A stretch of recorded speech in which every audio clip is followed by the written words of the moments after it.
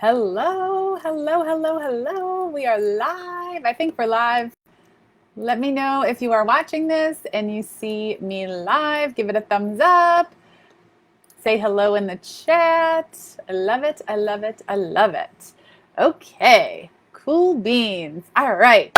So, you want to make plant-based eating your way of life? You want to become plant-based? I'm here today to share tips and tricks to making that happen. Welcome to the VegInspired Live. These are micro trainings on tips, tricks, and strategies and lifestyle habits to help you be or become a plant-based eater. Now, I am super excited to be here. Real quick before I dive in case you're brand new around here or this is your first time watching this, I am a real person. My name is Kathy Davis. I'm a plant-based lifestyle and mindset coach, 3-time cookbook author, and the CEO of VegInspired. And I do travel full-time in a fifth wheel RV with my husband, John, and our little cat, Eddie. Now, I've been an ethical vegan for over 9 years, but in 2019, I was faced with a health decision. Continue what I was doing and end up on pills and continue to be sick, or take control of my health through a lifestyle change.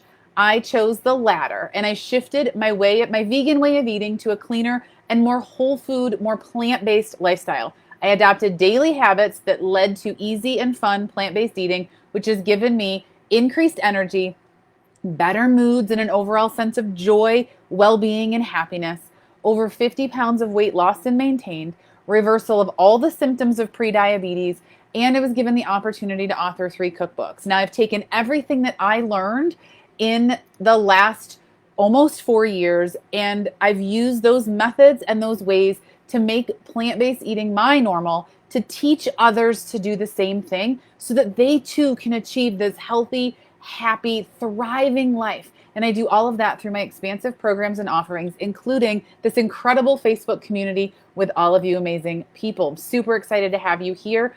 And today we're talking all about tips and tricks to making plant-based eating your way of life, to becoming plant-based. Now, whether you're watching this live or watching the replay, I love reading your comments. So if you are watching live, give me a hey in the chat, say hello. If you're watching the replay, just write replay. That way I know maybe there's a better time to do these. Right now they're not at noon Eastern. Maybe I need to do them at a different time so that more of you can be live. I love reading your comments and hearing from you, so keep that chat active. Ask your questions, make your comments while we are going. Let's start with where you're tuning in from as you're watching this live or watching the replay. I am coming to you live from the red desert of Utah. Yep, heart of the desert. It was 100 degrees when we got here on Sunday. Insane, but it's incredibly beautiful. There's only like 2 other campers in the whole park. It's amazing. So you might think the title of this session, Becoming Plant-Based, is a bit odd. But I'm going to break it down for you, and hopefully you'll be able to see why it's titled the way that it is. So one of the biggest lessons I learned about changing the way that I eat is that in order to make a lasting and sustainable, lifelong change, I actually had to change my identity, my way of thinking. I had to become the woman, the Kathy, who was a plant-based eater. I couldn't continue to say, I'm this way, but I eat this way. I'm a vegan, but I had to become a plant-based eater. And to be honest, my journey to becoming that version wasn't easy, right? There were times when I was flying high, flying smooth sailing, everything was great. But then there were times that it was bumpy, road bumps, big dips, right? Breakdowns, breakthroughs, like faced with situations, circumstances, and events where vegan junk food was readily available, right? I faced breakdowns in my life where all I wanted to do was turn to food and curl up on the couch with all the junk and just eat whatever I wanted. If you've thought that way, you're not alone. Because we feel like we're kind of boxed into this way of eating. We feel like sometimes along the line, we're like, I made this decision to eat whole food plant-based for my health, but I just want to do what everybody else is doing. I just want to do what feels normal. But here's the thing. It's not what you do when you're smooth sailing along that matters as much as it's what you do and think when the roads of life and the roads of this way of eating are bumpy. The measure of success is what happens when you're faced with the adversity, you're faced with the challenges, you're faced with those old thoughts. You find yourself in that reactive mode instead of in a controlled and empowered mode.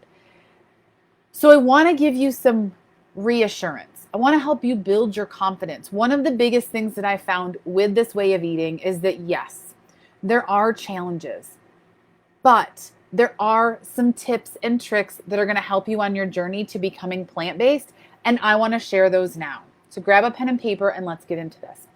Tip number 1, know your why. Why do you want to become plant-based? Now, a lot of people initially, they're like, for health. I want to be for health. I want to be for the animals, right? I'm plant-based for my health, for the animals, for the environment. And to that, I ask you one more time, why? Why do you want health? Why do you want to eat plant-based for the animals? Why do you want to eat plant-based for the environment? Why plant-based? Why? Let yourself dig into why this matters to you. When your why of eating plant-based, not your goal to eat plant-based, but your why behind it, the foundation, the depth, is strong enough to do battle with all of the bumpy roads that you will face along your journey, to rise you into that version of you that's plant-based, but also to help you along the bumpy path that lays before us. Because let's be honest, the life changes aren't easy. Change isn't easy. If change was easy, everybody would change, right? When your why is strong enough to do battle with all the situations you will face along your journey, you will have a much easier time choosing the foods that align with your goals. So I ask you, do you know your why? Do you know why you want to eat plant-based? Do you know why it's important to you? That's tip number 1. Know your why. Tip number 2 is to create a supportive environment. Your environment is either your biggest support system or your biggest excuse. If your environment doesn't support your goals, it's even harder to make these changes.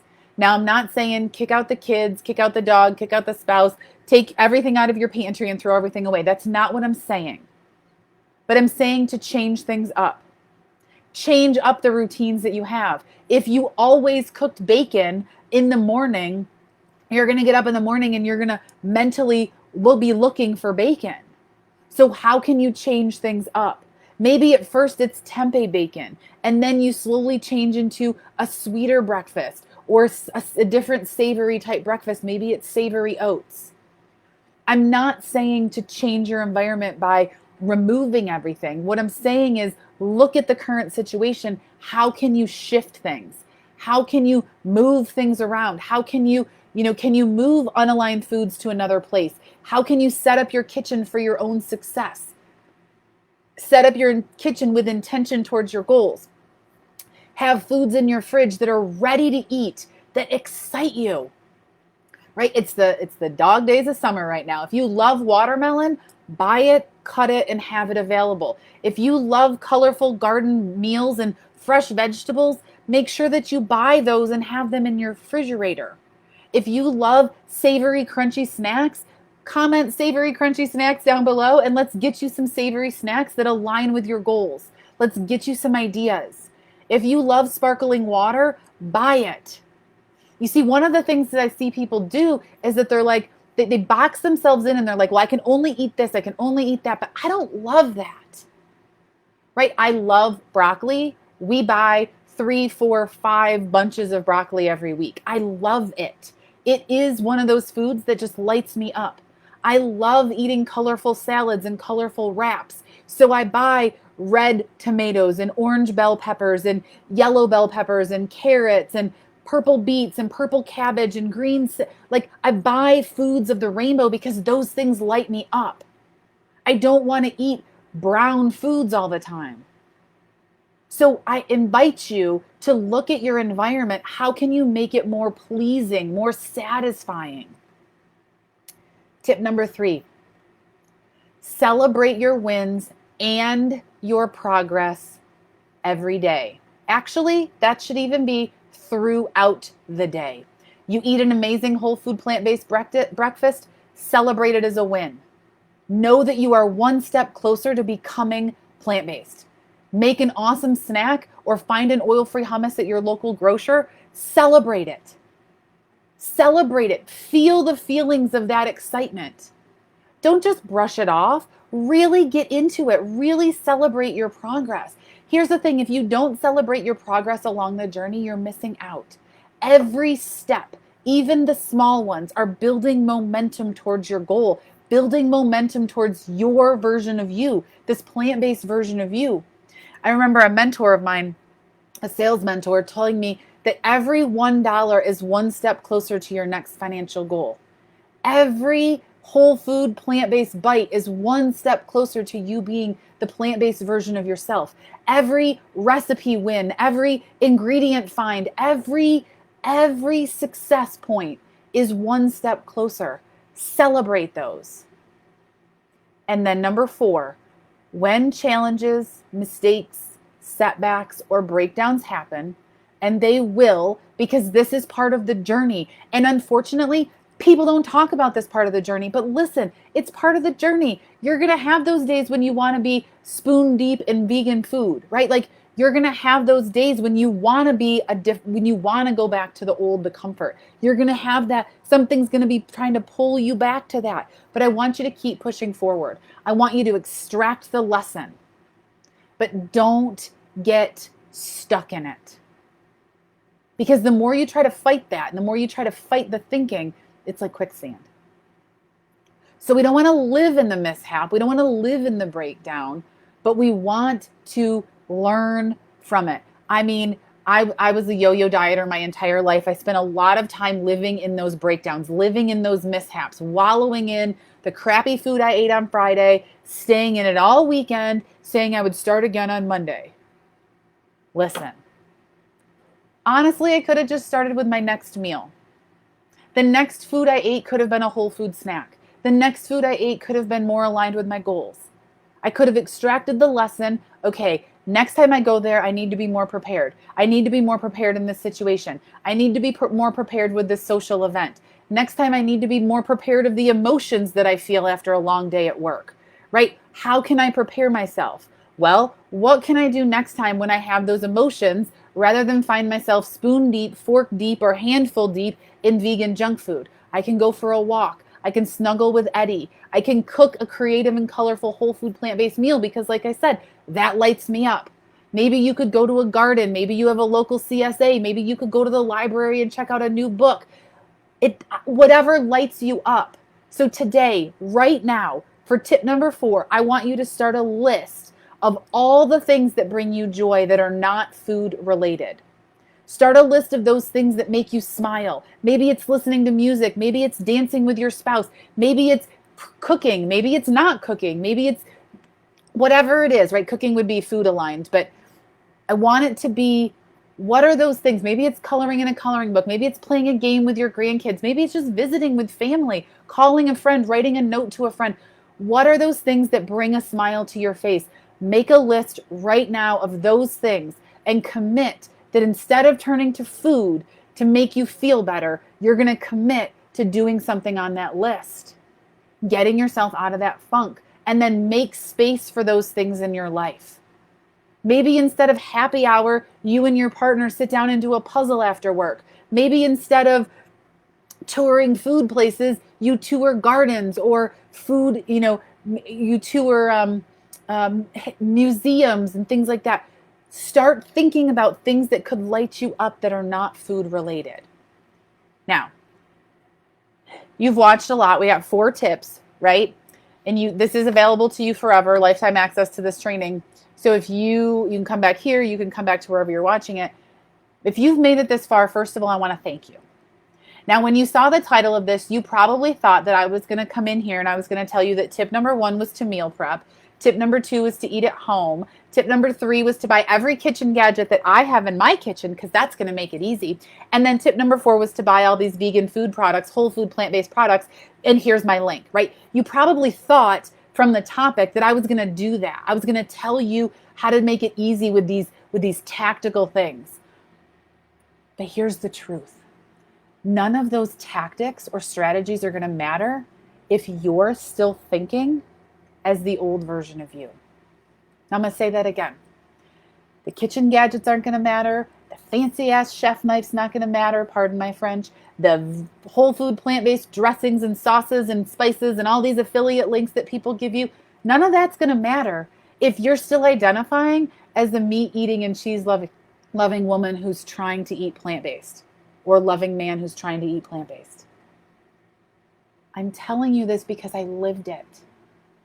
There's not magic in buying a special kitchen gadget. Does it make it easier? Yeah. Is it the magical thing that's going to make you plant-based? No. So if you're sitting there thinking, why didn't she tell me to meal prep? Why didn't she tell me to go get 25 cookbooks and buy her 3 cookbooks and all this? It's because none of those things are going to matter if your thinking is still rooted in your old life, in your old way of eating. And I get it. It is hard. But you aren't alone. Before I went vegan, I was a meat eating and cheese loving junk foodie. And then when I became vegan, I literally became a vegan junk foodie. And I couldn't wait to show the next epic vegan junk food restaurant meal that I could find and share it with all of you on my Instagram or my YouTube channel. I identified wholeheartedly as a vegan junk foodie, and I love her. I loved that version of me. When I look back at those old videos, I love who she was, who I was, because she got me here. I had to go through those phases of life. So it's okay to love the previous and current versions of you as you move toward becoming plant-based. But in order for you to make this your way of life, you have to begin to identify as a plant-based eater. So no, there's no magic kitchen gadget that's going to make you plant-based. It's just going to be another thing that takes up counter space or cabinet space that you tried when you were trying to go plant-based. There's no magic food product, no whole grain, no special dressing, no special vinegar that's going to make you go plant-based. It might make food taste good. You might make you like the plant-based meals more, but it's not magical. If you don't change the way that you think, you will continue to get pulled back to your old way of thinking. In order to move forward, we have to step into and begin to identify as a plant-based eater. This is the work we are going to do in our new 4-week program. I'm breaking all of this down, becoming plant-based, into 4 parts. And together, we're going to run through 2 calls a week, 10 calls together in the next 4 weeks to help you on your journey to becoming plant-based. Now, the program is application only because I'm only allowing 20 people into this first cohort. It's less than a coffee a day, which is ridiculously low for over 8 calls, right? For 10 calls. But I know the powerful impact that it will make in your life because it's exactly what I did to become plant-based, to get into that journey of becoming plant-based. Now, you can apply today. We'll be reviewing applications over the next 24 hours. We do start next week. So it is time sensitive. If you are interested, you got to get in now. I'll put the link in the description below, or in the comments and in the description. But here's what I want you to understand. Becoming plant-based, becoming a plant-based eater isn't about just saying it. It's about truly embodying eating whole plant foods. It's about becoming the version of you that thrives in this plant-based environment, that thrives in this plant-based living. So I invite you to apply, to apply to become one of our first cohorts in this Becoming Plant-Based program and get into the journey of shifting your mind from this is me trying to eat plant-based to I am a plant-based eater. So thank you so much for watching this show today. This information is near and dear to my heart, and I promise you, when you shift your thinking, that's where the magic happens. See you next week for another micro training to help you make plant-based eating your way of life. Bye.